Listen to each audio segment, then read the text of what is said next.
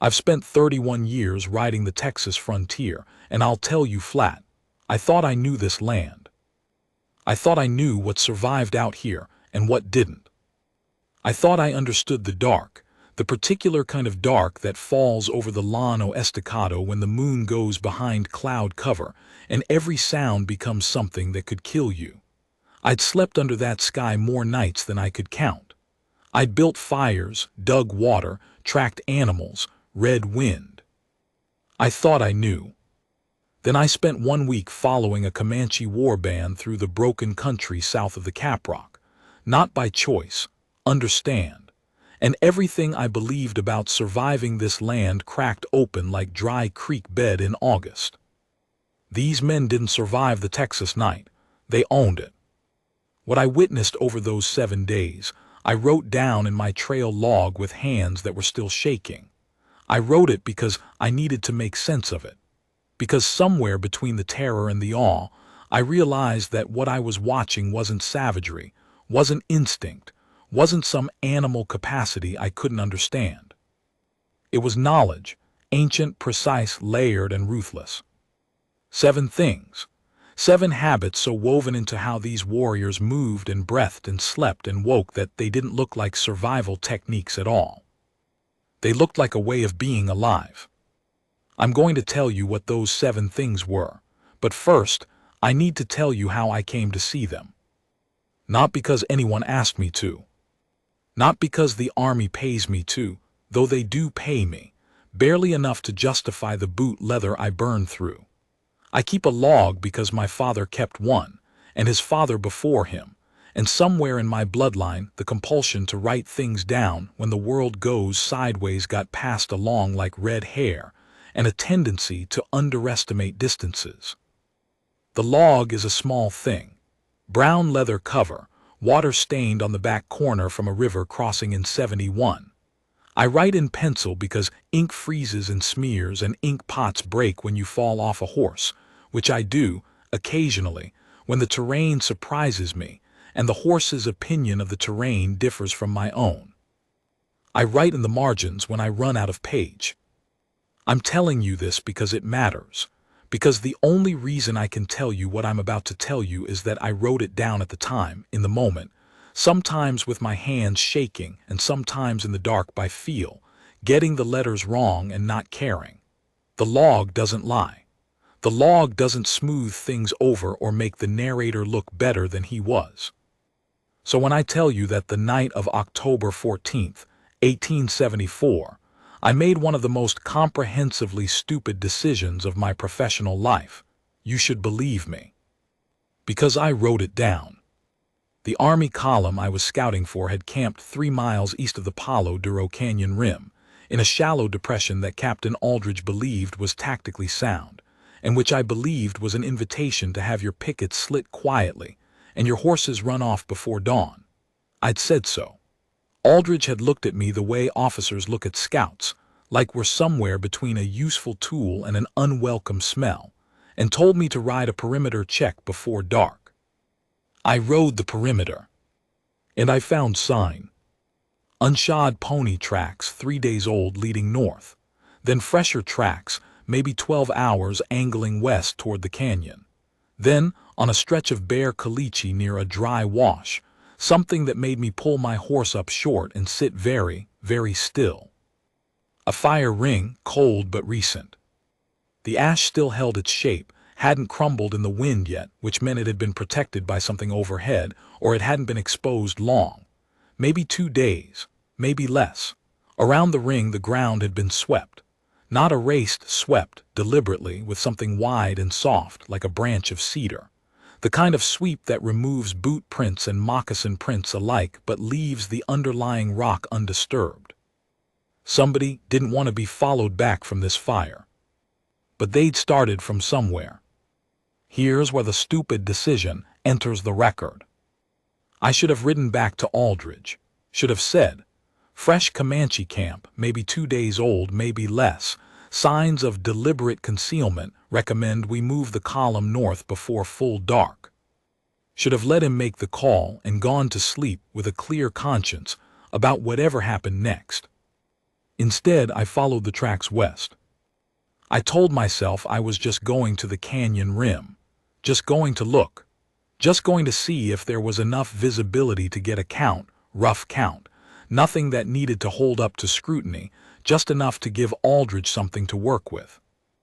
The log entry for that evening in the margin of page 47 reads, "Followed sign west against better judgment. Justify this however I need to later." I've been honest with myself for a long time. The Palo Duro Canyon is not a place you stumble into gradually. It's a place that doesn't exist and then suddenly does. You're riding flat prairie and then the ground simply stops, drops away. And below you is this immense broken world of red and ochre and deep shadow that the flat land gave no indication existed. The first time I saw it, years before, I'd nearly ridden my horse off the edge. This time, I heard it before I saw it. Or rather, I heard the absence of it. The wind, which had been steady out of the northwest, suddenly dropped. Not gusted, dropped. Like something large had interrupted its path. I pulled up. The horse's ears went forward, then rotated, then went flat. Horses have opinions, and this one's opinion was strong and unanimous. Stop moving. I stopped. Below the canyon rim, maybe 30 feet down the first switchback of a deer trail, there was firelight. Not much. A thin, controlled thread of orange that I could see only because I was directly above it at an angle that let me look down through a gap in the juniper. From any other approach it would have been invisible. From the prairie, invisible. From below on the canyon floor, likely blocked by a shelf of rock. From above and straight on, invisible behind the juniper screen. The fire was, in every practical sense, not there. Except it was. And around it, moving in that unhurried, deliberate way that I had learned over years of watching at distance, meant something. Men who were not afraid of the dark, who had somewhere to be but no rush getting there, were warriors. Comanche. I counted 9, then 12, then lost count when they shifted and several moved to positions I couldn't see. I should have left. I know that. The log confirms it. I wrote should leave at the margin of the next entry, which tells you that I knew it in real time and stayed anyway. I stayed because I saw something that fixed me to the ground as surely as if I'd been staked there. One of the men, older, from what I could tell in the limited light, with something in his bearing that made the others orient toward him the way iron filings orient toward a lodestone, was teaching. Not telling, not commanding, teaching. He was crouched over the near-dead fire, and the younger men were arranged around him in a way that was clearly deliberate, clearly practiced.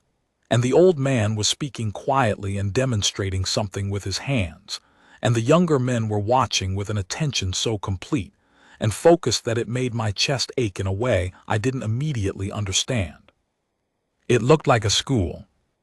In the dark of the Palo Duro Canyon, 30 feet below the edge of the world, these men were in school.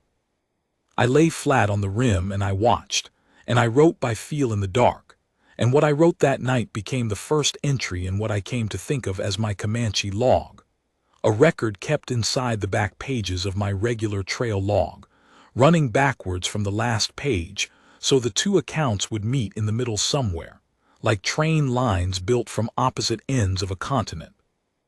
The first thing I wrote that night on the canyon rim was a single line. They make fire that doesn't exist, need to understand how. That was the beginning. What came after, the next 6 days, was not planned by me. I would like to be clear about that. The sequence of events that resulted in me spending nearly a week in the proximity of this particular Comanche band was not a strategy. It was a series of compounding accidents and choices that each seemed small at the time, and which accumulated into a situation I could not have anticipated or, once I was in it, easily exited. Day 1 ended with me retreating from the canyon rim and returning to the Army camp, where I gave Aldridge an accurate but carefully edited report. I had found sign of a recent Comanche camp. I estimated a party of 10 to 15. They appeared to be moving south and west, away from the column's intended line of march. All of this was true. The parts I omitted were the parts that required me to explain what I'd been doing at the canyon rim alone at nightfall. Aldridge accepted the report and moved the column north the following morning. I went south. I'll spare you the internal monologue. The log records it in compressed, slightly embarrassed entries over those first 2 days. The justifications I offered myself, the professional rationale about intelligence gathering, the quieter admission underneath that I simply needed to understand what I'd seen. I've met a few things in my life that refused to let me leave them alone until I understood them. This was one. The Comanche band was easy to follow if you knew what to look for, and hard to follow in every other sense. They moved at night. This was the first lesson, the first of the 7 things I came to understand, and it was so obvious in retrospect that I'm embarrassed it struck me as revolutionary. I move at day. Everyone I know moves at day. The frontier logic of daylight travel is so deeply embedded that I'd never examined it. You travel when you can see, you camp when you can't. Simple, obvious. Except, the Comanche moved at night because the night concealed them. Because they're enemies, and in 1874 they had many enemies, all of them better armed, traveled in daylight and camped at night. Because the Texas night, which I had always understood as something to be survived until morning, was for them the primary operational environment. Not endured, used. They slept in the heat of the day, in shade so carefully chosen that I nearly stepped on 2 of them on my second afternoon, thinking I was approaching an empty camp. They slept in shifts. They slept in positions that let them rise and move in seconds. And they moved at night with a fluency that was, I'm going to use the word I actually wrote in the log, musical. There's a rhythm to how they traveled in darkness that I couldn't name then and still struggle to name now. Like they were hearing something I couldn't hear and moving to it. I followed at a distance I hoped was sufficient, and I wrote what I saw, and after 2 days I had 12 pages of cramped pencil notes, and a growing suspicion that I was not as invisible as I believed. On the evening of the 3rd day, an old man appeared at my elbow out of air. I did not hear him coming. I want to be precise about this because it matters to my later understanding of what these men could do. I was seated behind a limestone outcrop with a good sight line to the west, writing in the log, and one moment I was alone, and the next moment I was not. And the man who was suddenly beside me was the same man I had watched teaching by the fire 3 days earlier. He was shorter than I'd estimated. Maybe 60 years old, maybe more. His face was a terrain of lines and angles that suggested long exposure to sun and wind and something else, some interior weathering that showed in the eyes. He was carrying nothing threatening in his hands. He was looking at my log. He said something in Comanche. I don't speak Comanche. I speak enough to survive water, food, direction words, the basic vocabulary of not dying in the company of people who could easily cause that. What he said was beyond my vocabulary. What I understood was his expression, which was not hostile and was not friendly, but was something in between that I eventually settled on as interested. He was looking at my log with the specific expression of a man who recognizes the act of recording without being able to read what's been recorded. I held it up, showed him the pages, kept my other hand very visible and very still. He looked at the log for a moment. Then he looked at me. Then he said something else, shorter this time, 1 or 2 words, and turned and walked away. I sat there for approximately 3 minutes, which is longer than it sounds when you're considering whether to follow a Comanche elder away from your only cover, and toward a camp full of warriors who have, on reflection, definitely known you've been following them for 3 days. The log entry from that moment, he walked away. I am apparently going to follow. Document all stupidity for the record. I followed. What happened in the next several hours I wrote in double time, filling pages faster than I'd written since my first season on the frontier when everything was new. What I saw was the old man, his name. I would learn eventually through a mix of hand signs, and the one word of English one of the younger men turned out to know was Tasawi, or something close to that sound. White knife, the young man told me, which was either a name or a description and possibly both. Tasawi showed me things that night. Not deliberately, not as a lesson directed at me. I was peripheral to proceedings in a way that was clear without being unkind. I was permitted to observe. That was the gift, and it was larger than I knew how to acknowledge. The second lesson arrived before full dark, when two of the younger warriors built a fire that I watched with my full attention, because of what I'd seen 3 days before. They built it wrong by every measure I'd been taught. Small, far too small for warmth by frontier reckoning. Located not in the most sheltered spot, but in a specific position relative to a limestone shelf above. Fueled not with the dry mesquite that makes the longest burn, but with something else, dried grass mixed with small cedar branches, that burned hot and almost entirely without smoke. Without smoke. In 10 minutes of burning, there was almost nothing to see from above or from distance, because the smoke that did exist was immediately caught by a microcurrent of air against the canyon wall and dispersed horizontally, spreading thin and invisible within 20 feet. They knew the air. They understood how the canyon shaped airflow at different hours, at different temperatures. They built fire where and when, and how the air itself would hide it. I wrote in the log, fire habit, position plus fuel plus timing plus local air knowledge, not guesswork, system. This was what I'd seen from the canyon rim and hadn't understood. The fire that didn't exist existed because they knew exactly where invisible was, and they put it there. The third lesson came near midnight. I had been watching one of the younger warriors, maybe 19, maybe 20, with a stillness about him that was unusual even in this company, work on something I couldn't identify from my position. I moved closer, carefully, and found him tending to what appeared at first to be an injury on another warrior's leg. The injury was real, a cut along the outer calf that was 2 days old from the look of it, beginning to show the red margins that meant trouble. What I watched next took about 40 minutes and was the third lesson. The young man, I never learned his name, but I called him Still Eyes in my log because of that particular quality of his gaze, cleaned the wound with water from a skin, then applied something I couldn't immediately identify. A paste. He'd prepared it sometime earlier from plants I hadn't watched him collect, grinding them between 2 flat rocks until the material was a gray-green consistency. He applied it in a specific way, not packed into the wound but layered on the surface in a thin coat, then covered with something that looked like a strip of dried membrane, possibly from an animal, that sealed the paste against air. Then he heated a flat stone near the fire, not in the fire, near it, until the stone was warm but not hot, and held it against the sealed wound for a sustained period. The warrior with the injury didn't move, didn't make a sound, just breathed in a specific rhythm, slow in, slower out, that I gradually realized was itself part of the treatment. Deliberate breathing, deliberate stillness. Pain management that required no external intervention, only internal training.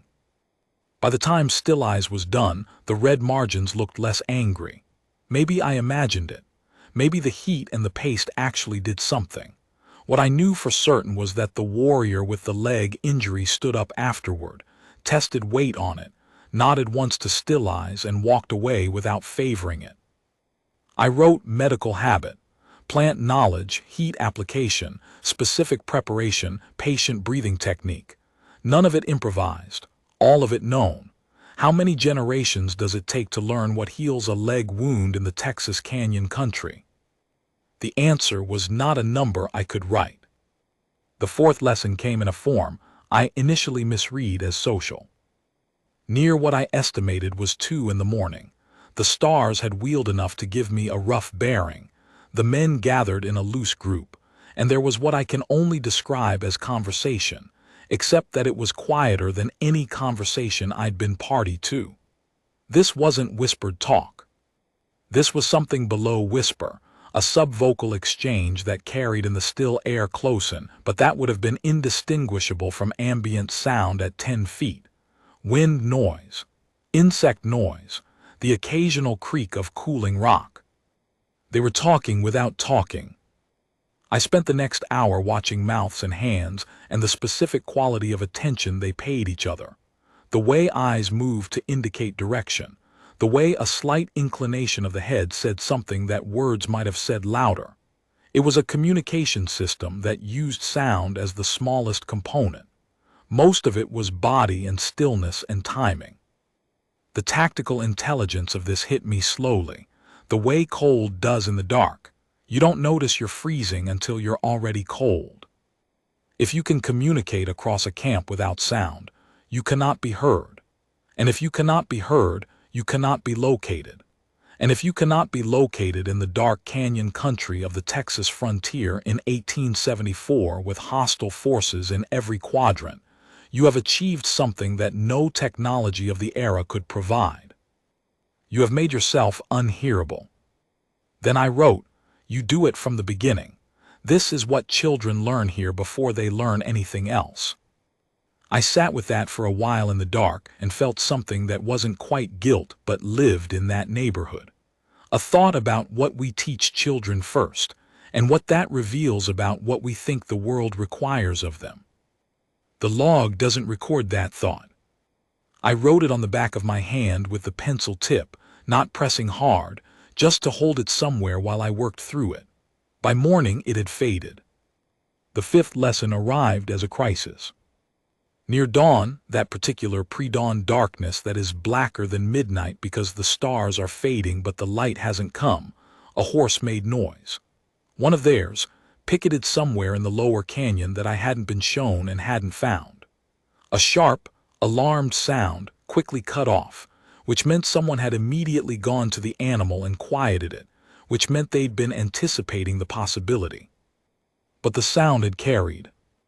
I felt it before I understood it, a change in the group's quality of attention that was like a physical shift in temperature. Every man present went from their respective states of rest or activity to something else simultaneously, without a word spoken and without, as far as I could observe, a signal I could identify. They simply became different. Still low-oriented. Within 2 minutes, 2 men had gone up the canyon wall by a route I couldn't follow in the dark, and I knew they were gone only because the space where they'd been was suddenly empty. 3 others had spread out laterally and were no longer visible. Tasawi was standing against the rock face with his eyes closed. Not sleeping, something else. I watched him for a full minute. His eyes were closed, his hands were loose at his sides, and he was not doing anything that I could see except that he was listening with his entire body. The way I've seen blind men listen. The way a man listens when sight is gone and hearing has to become everything. The horse had heard something. The question was what? It turned out to be a pronghorn, 2 of them, moving along the canyon bottom, spooked by some night disturbance and crashing through brush in the dark. The sound had startled the picketed horse, which had startled them, and the chain of alarm unwound into silence. The 2 men who had climbed the wall returned. The 3 who had spread laterally reassembled.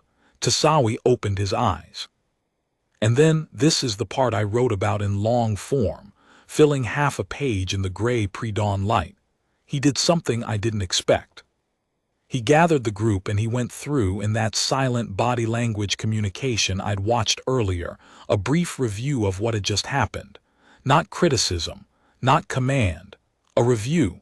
What was heard, what was done, what would be done differently next time. A debrief. At 2 in the morning in the Palo Duro Canyon, after a false alarm about pronghorn, these men held a debrief. The 5th lesson, threat assessment habit, collective response not individual, and afterward review, every reaction examined for efficiency, for waste, for improvement, no event wasted. I wrote it and stared at it and thought about the army camp I'd left, where a false alarm meant shouting and running and torches, and an hour of chaos before everyone calmed down enough to sleep again. The comparison was not flattering. Sometime in what I believe was the 5th hour after dark, I fell asleep. I'm not proud of it. The adrenaline of the encounter at the rim and the concentrated attention of the night's observation finally accumulated to a weight my body decided it could not carry further, and I went down sideways against the limestone like a man who has simply run out of being awake. I don't know how long I slept. What I know is that when I woke, I was covered.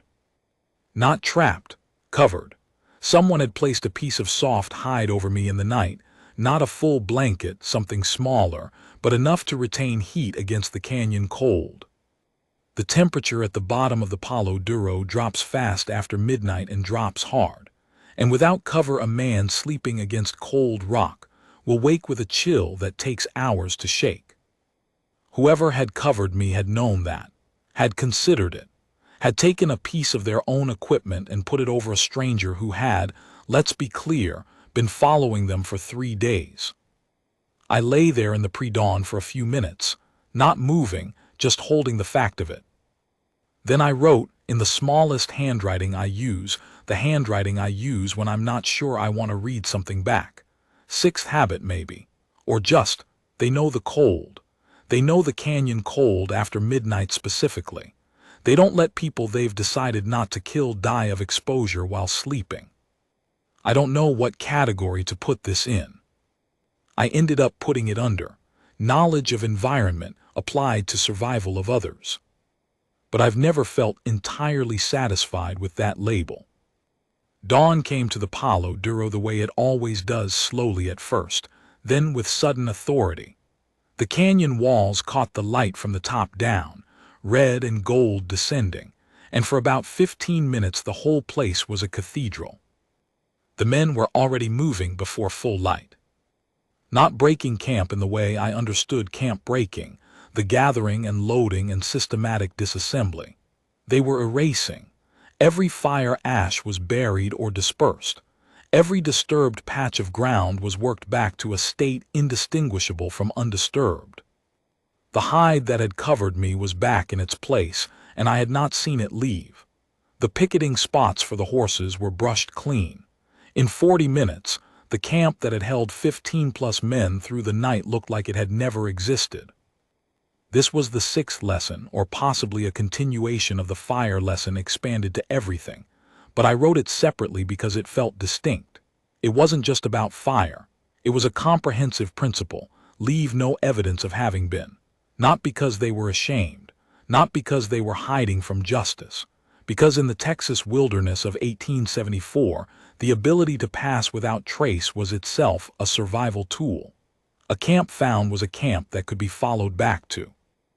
A fire scene was a fire that became a location. An existence made visible was an existence made vulnerable. They lived as much as possible as if they were not there. Tasawi caught me watching the erasure and said something. I shook my head, don't understand. He looked at my log, then at the canyon floor they were restoring, then back at me, and made a single gesture that I interpreted, perhaps incorrectly, as, "This is the same thing." The log was how I made myself invisible, the tracks I didn't leave. I wrote, he thinks the log is the same as sweeping the camp. I think he might be right. They moved out just before full sunrise, heading north along the canyon bottom. I stood and watched them go. No ceremony, no indication that the previous night had been anything other than an ordinary night. Tasawi did not look back. Except once.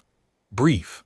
A glance over his shoulder that might have been checking terrain and might have been something else, and which I thought about for a long time afterward. I did not follow. I had enough in the log. I had 6 lessons and a piece of borrowed hide and a feeling in my chest that I was going to spend a long time unraveling.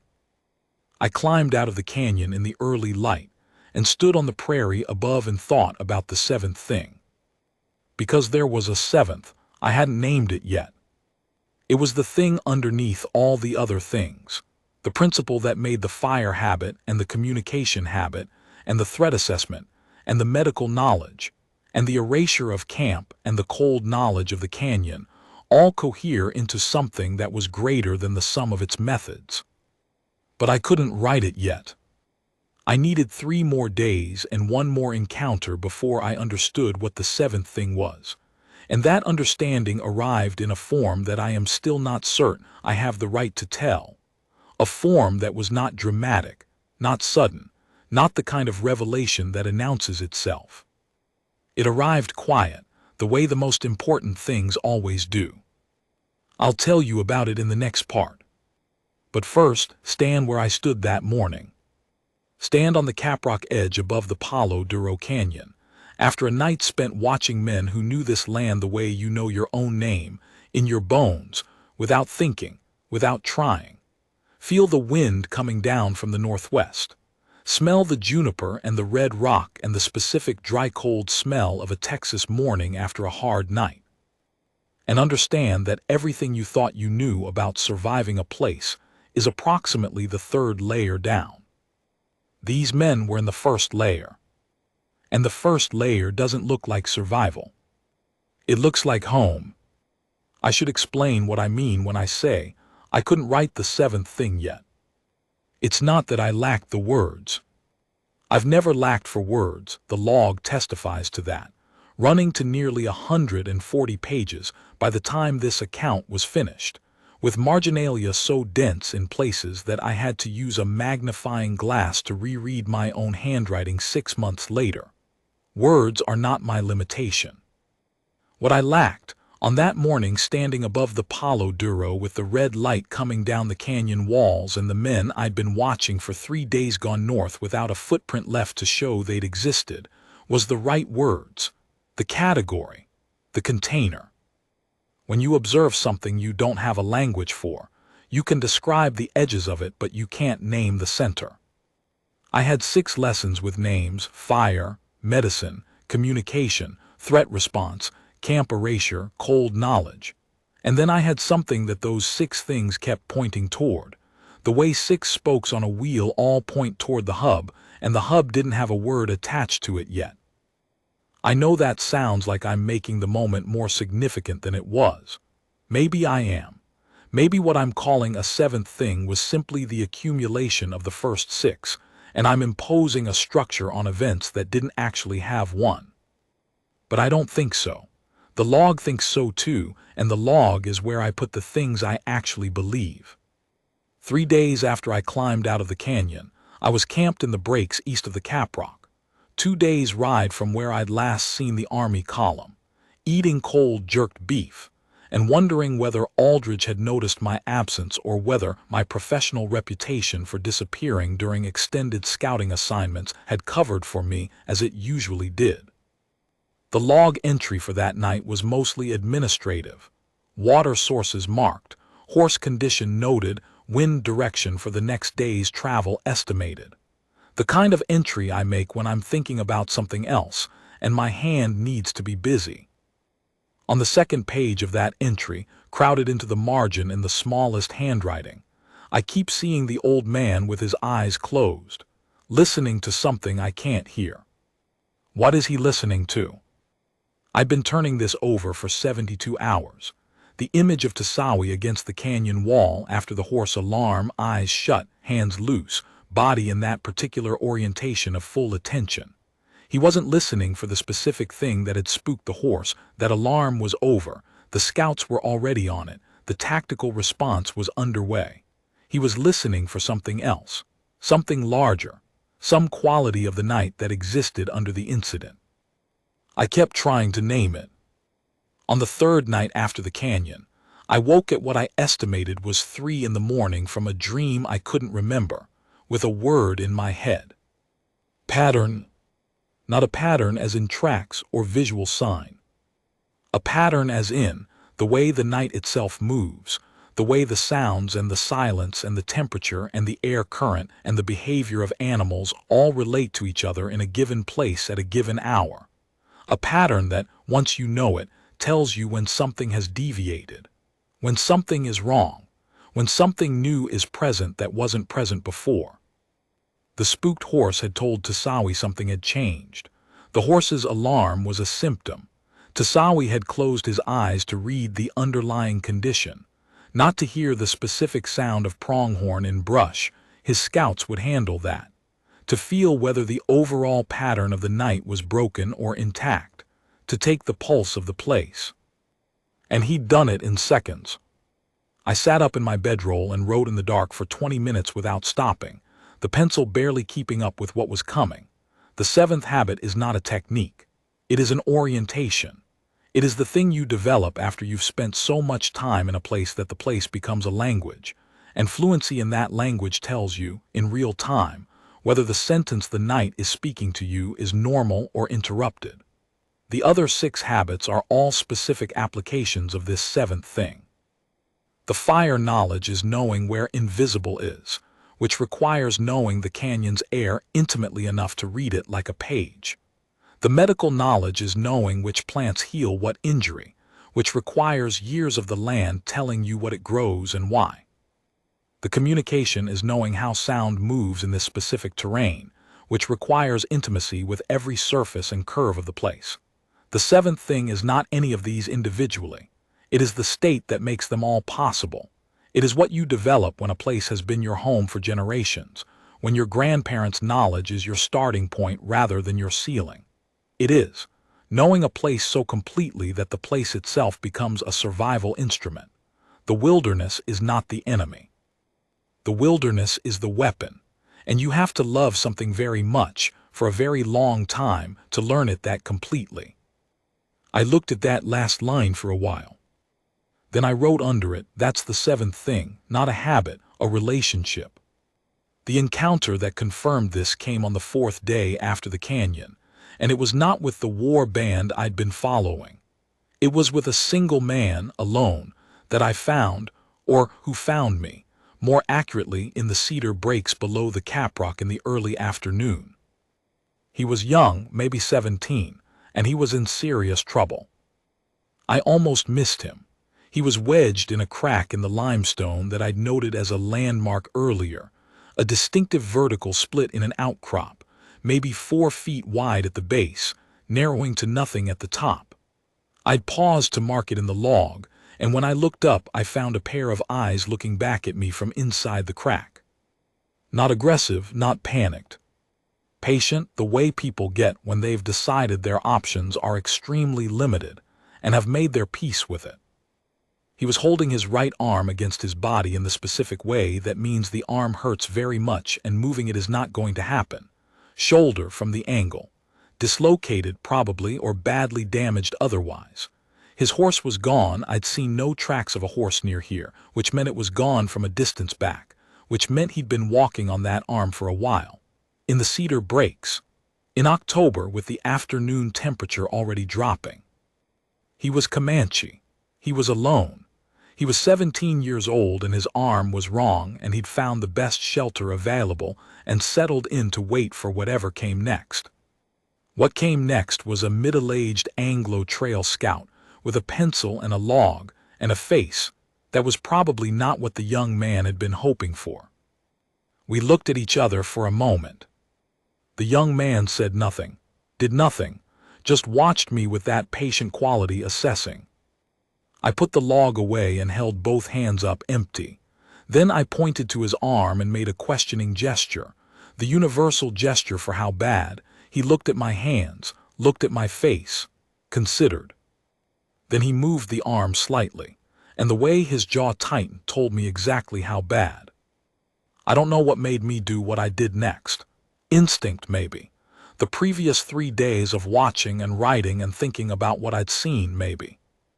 Maybe just the arithmetic of a young man alone in the cedar breaks in October with a ruined arm and no horse. I went to my saddlebags and took out what I had.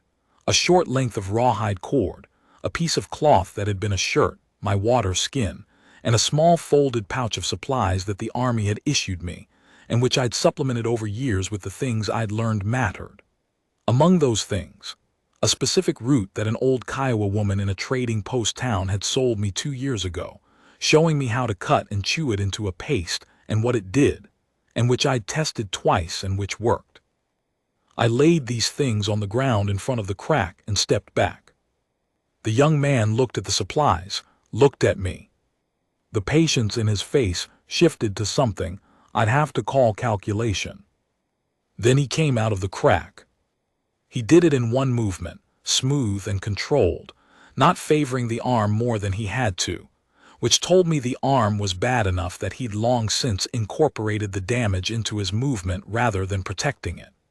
He was adapting in real time to a new condition of his body, the way you adapt to a blister or a rock in your boot. You don't stop walking, you walk differently. He looked at the supplies again and reached with his good hand for the water first, which was the right choice. I pointed to my own shoulder, then to his, and mimed the question I was asking. Can I look at it? Another assessment pause, then a slight movement of the chin that I read as yes, but carefully. It was bad, not dislocated. I'd seen dislocated shoulders and knew how they sat. This was something torn inside, muscle or tendon, that had been strained past its limit. He'd landed wrong from a fall, probably. The horse stumbling in the cedar or at a dry wash crossing and the fall happening faster than bracing for it could manage. I couldn't fix it. I want to be clear. I didn't fix anything. What I did was clean the area around a secondary wound on the same arm that I'd missed initially. A cut along the forearm that was already showing signs of the same problem I'd watched Still Eyes address in the canyon camp, and apply the root paste in the same way I'd observed, layered thin and covered, not packed. And then I rigged a sling from the cloth, which wasn't medical treatment so much as preventing further damage. The whole process took about an hour. The young man was utterly silent throughout, utterly still.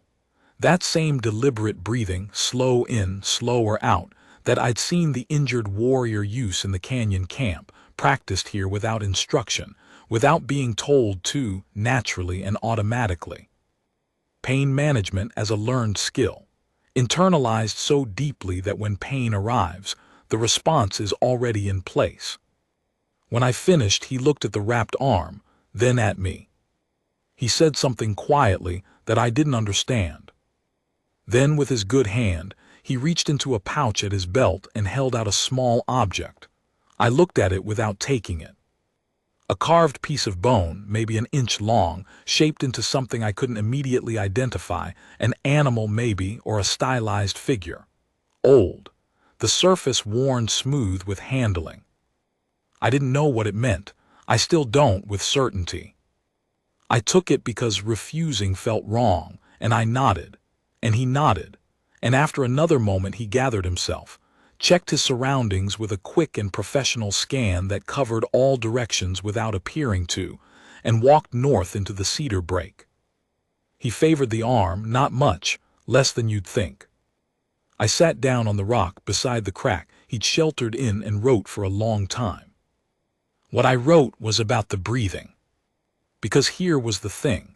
The breathing, that slow, deliberate rhythm that managed pain without external aid, was not taught to that young man in the canyon camp.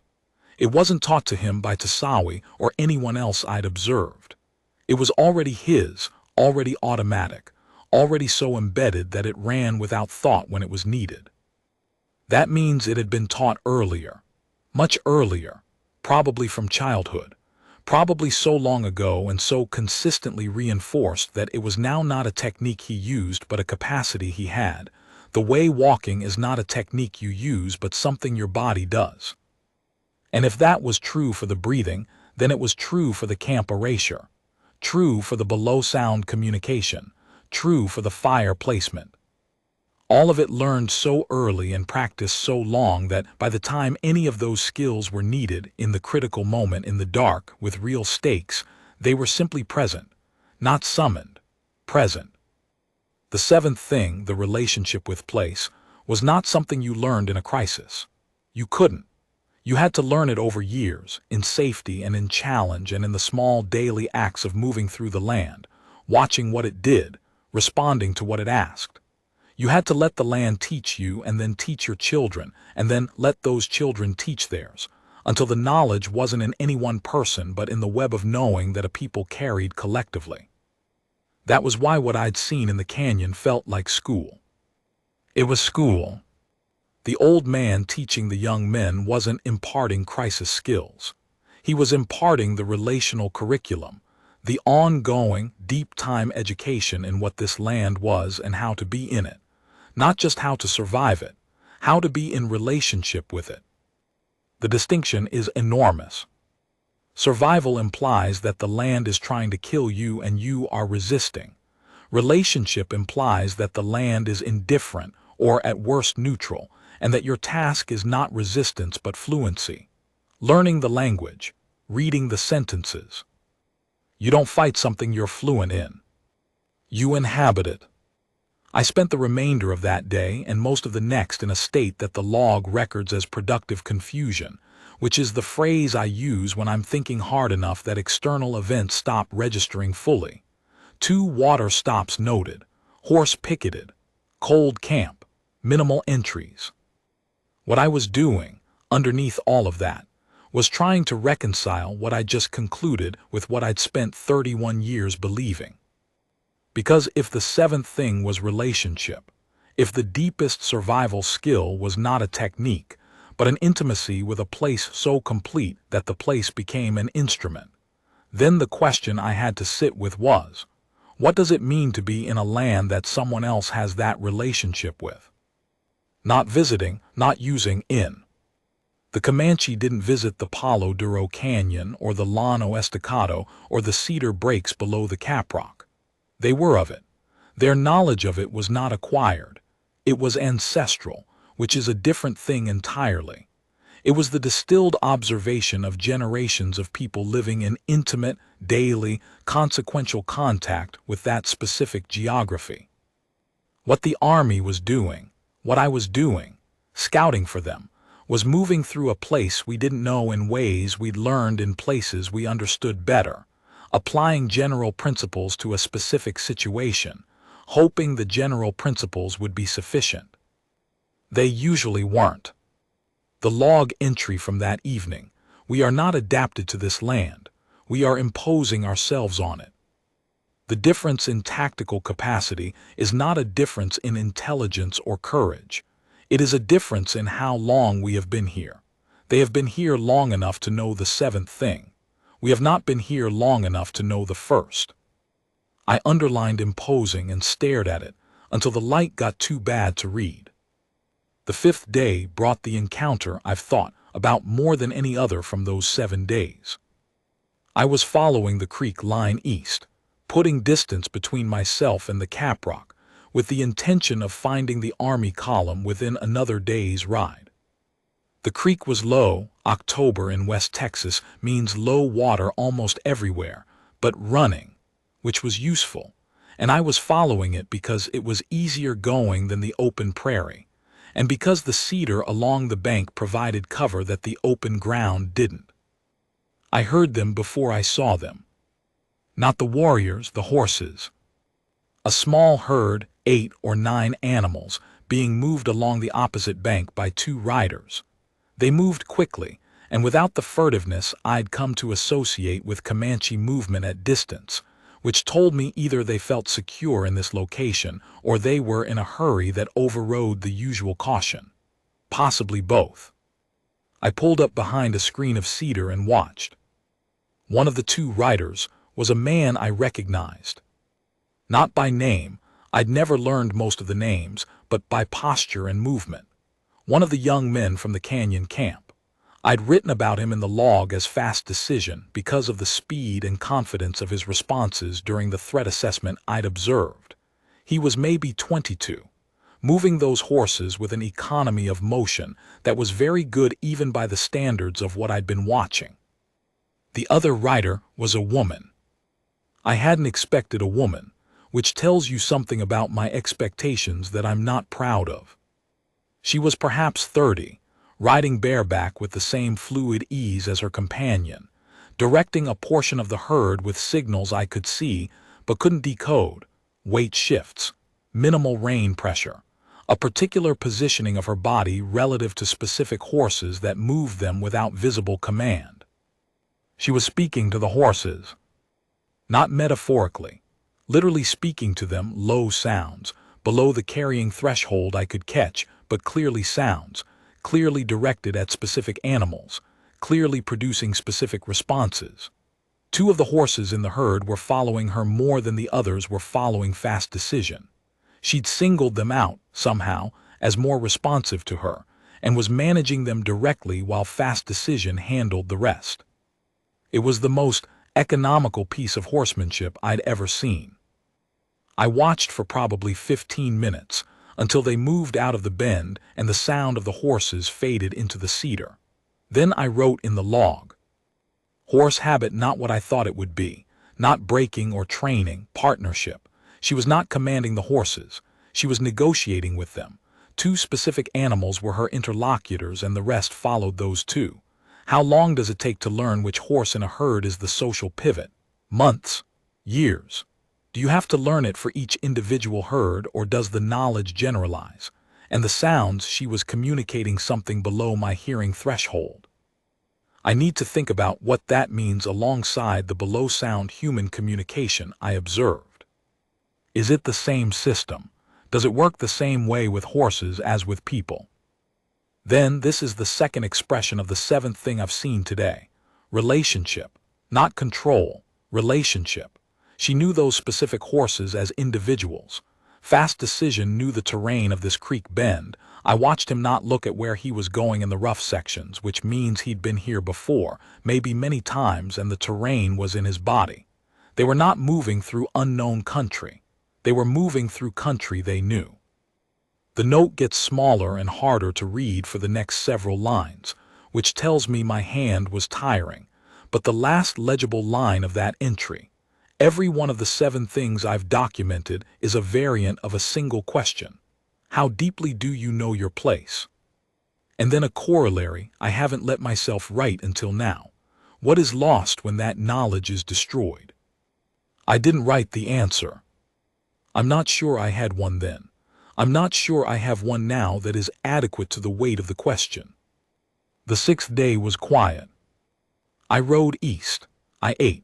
I rested the horse at the heat of the day and moved in the early and late hours. The log entry is mostly navigation and observation notes with one paragraph at the end that reads, 6 days out. Should reach the column tomorrow or the day after. What am I going to tell Aldridge? The question was not rhetorical. I genuinely didn't know. What I documented in the back of this log was not military intelligence in any meaningful sense. It was an account of observing survival practices that had no tactical application for an Army column on the Texas frontier in 1874. I couldn't hand Aldridge these notes and say, the Comanche build fire that the air hides, they communicate below sound, they know the canyon's cold and adapt to it. They leave no trace and know the land as a relationship rather than an obstacle. And also there's a young man with a sore shoulder somewhere north of the Caprock. What would he do with any of that? What I was carrying was not intelligence. It was something else, a testimony, a record. The log entry ends. Who is this record for? I don't know yet, write it anyway. On the morning of the 7th day, I found the Army column. Or rather, I found where it had been. A camp abandoned, Aldridge had moved, which was professional and sensible given the intelligence I'd provided about Comanche sign in the area. The camp was the usual thing. Fire rings in the open, a broad area of ground thoroughly trampled, debris that had been left rather than carried, latrine areas that were obvious from 30 yards. I stood in the abandoned camp and looked at what it looked like. It looked like evidence. Clear, readable, unmistakable evidence of the presence, number, direction, and recent activity of approximately 80 men and a supply train. It would take a child 10 minutes to read this camp. I thought about the canyon camp, 40 minutes of erasure that left nothing. I thought about what Tasawi had done with his hand when I looked up from the log. This is the same thing. The log was my way of passing through experience without leaving the worst of it behind. of taking what mattered and carrying it and leaving the rest to fade. But I leave evidence every time I camp. We all do. I wrote the last entry in the Comanche log section that morning, standing in the abandoned army camp, my horse picking at dry grass behind me. 7 days, 7 things, and the 7th thing is, the land is not yours because you're in it. The land becomes yours in the only sense that matters, the sense of knowing it completely enough to be safe in it, through a relationship that takes generations to build and can be ended in years. What I've watched is the end of something. I don't know how to say that without it sounding more than I can support. But this is what I know. These men are not surviving in spite of this land. They are surviving because they and this land have made an agreement that goes so far back that neither party could tell you when it started. And whatever comes next, whatever 1874 or 1875 or any of the years coming will bring, that agreement is in jeopardy. And I don't know of any technology or tactic that replaces what is lost when a people can no longer be in the land the way I watch them be in it these 7 days. I've looked for the word for what that loss would be, and I don't find it. So I'll stop looking and say only, I watched something this week that made me understand something I had not understood before.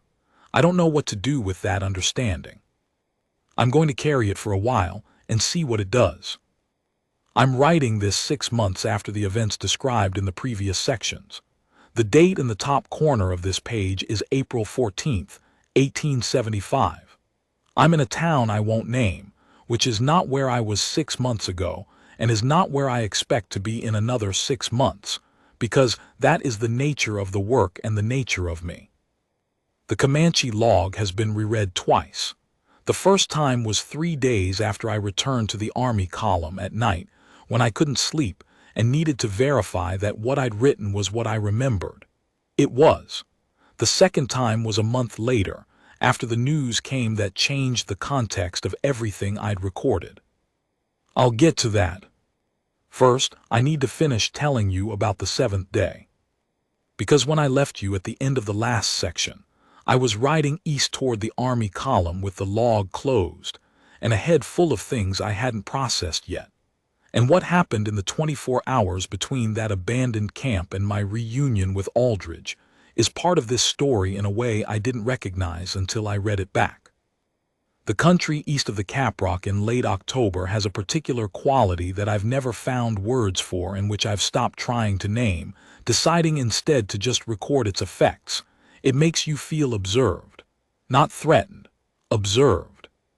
There's something in the scale of it, the flatness interrupted by cedar breaks, the sky so large it wraps around behind you, the absence of human sound in any direction, that produces in the attentive traveler a sensation of being known, of being seen by something that has been watching this ground long enough to recognize anything that moves across it. I had never found this comfortable before. After 7 days in the canyon and the breaks, I found it something close to companionable. This is a small and possibly irrelevant thing. I'm writing it down because it was real, because the log is for real things, and because one of the minor side effects of spending a week watching people who are in genuine relationship with a landscape is that your own relationship to that landscape shifts, however slightly, in the direction of theirs. You can't observe fluency without wanting some of it. I can't speak the canyon, but I can feel it looking at me and not find it threatening. That's something. I caught up to the Army column near midday on October 21st, which meant my unauthorized absence had lasted 7 days exactly. Aldridge saw me coming from a distance, and I could read his reception in his posture at about 300 yards. Hands on hips, weight forward, the slight tilt of the head that in him meant controlled irritation working toward justified dressing down. I got the dressing down. I deserved it. The log has an asterisked entry from that afternoon that reads, "Reprimand received. Fair." I don't record the content because there's nothing in it I wanted to preserve.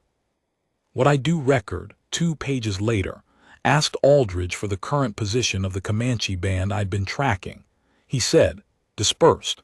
Scouts have found no consolidated sign in the last 4 days, suggested they've broken into smaller groups and moved separately south and west. I asked if there had been contact. He said no contact, some sign, no contact. I did not tell him what I know about their capacity for erasure and the relationship between synapses and their presence in an area.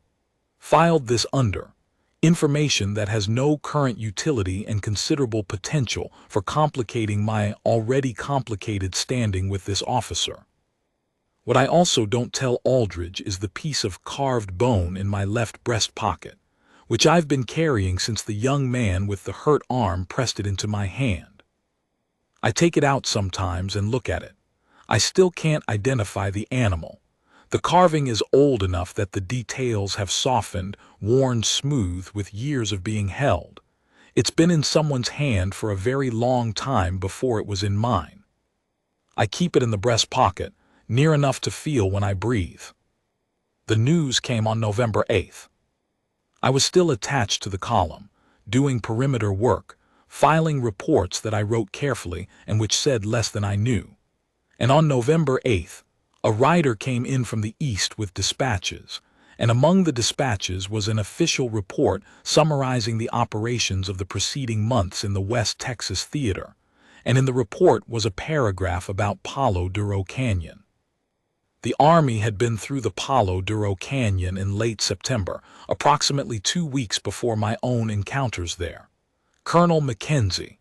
I knew the name, most people in my line of work knew the name. The raid had been significant. The official language was military and efficient.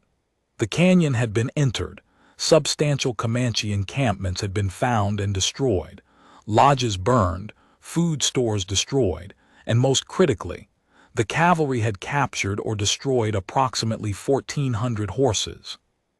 1,400 horses. I read the paragraph 3 times. My hands were steady. I'm noting that specifically because the log notes it and I want to be honest about what I was managing. 1,400 horses. A Comanche band's horses were not transportation. They were economy, social organization, military capacity, and connection to the migratory patterns that made following the buffalo possible. Destroying the horses was not destroying a resource.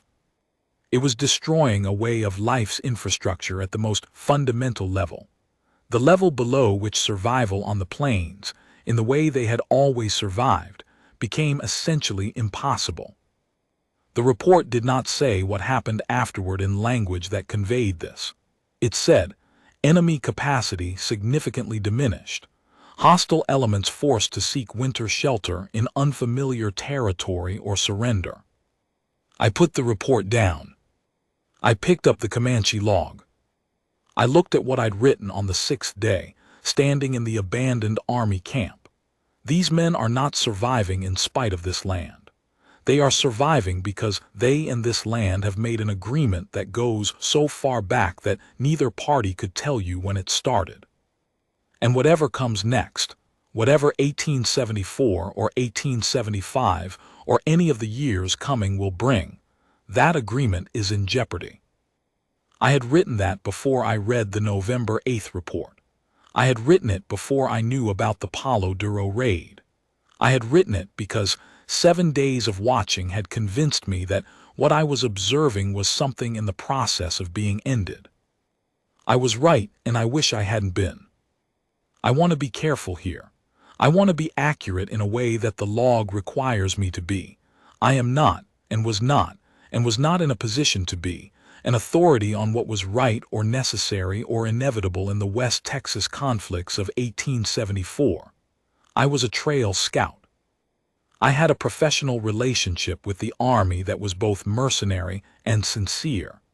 I was paid, and I also believed that the work served some purpose larger than my own income, and I held both of those things without a great deal of examination for most of my career. What I had in November 1874 was not a political conversion. I'm not going to claim that. The log would contradict it, and the log is the authority here. What I had was a specific grief about a specific thing I had witnessed. The 7 things I'd watched Tasawi teach in the canyon. The fire habit, the medical knowledge, the below-sound communication, the collective threat response, the camp erasure, the cold knowledge, and the 7th thing, the relationship, were not abstract cultural practices. They were survival technology. They were the sophisticated output of generations of accumulated, tested, refined knowledge about how to live in a specific landscape. And the Palo Duro raid had not touched that knowledge directly. You cannot burn knowledge. You cannot take a horse and remove the muscle memory of the woman who negotiated with it. But knowledge without the conditions it requires becomes useless, the way a key without its lock becomes decorative. The knowledge of how to survive the Texas wilderness at night is survival knowledge in the Texas wilderness. It is less applicable when you have been forced onto a reservation in Indian territory, into a geography you don't know, with winter coming, your horses gone, your stored food burned, your lodges ash. The 7 things I'd watched become, in the span of one military operation, historical knowledge rather than living practice. Not destroyed, diminished, changed in kind from survival skill to memory. I wrote in the log, the key has been separated from its lock. I don't know what that means in 10 years, in a generation, but I know that the old man standing against the canyon wall with his eyes closed, reading the pattern of the night, that specific knowledge in that specific canyon in that specific way, is now endangered in a sense that has nothing to do with whether any given individual lives or dies. The land will remember. I don't know if the knowledge of how to read it will have time to be passed on. There is a long gap in the Comanche log after November 1874. 4 months of entries in the regular log, travel notes, supply requests, work diary, but nothing in the back pages running backwards until I sat down to write this final section in April 1875. I spent those 4 months trying to work out what to do with what I knew.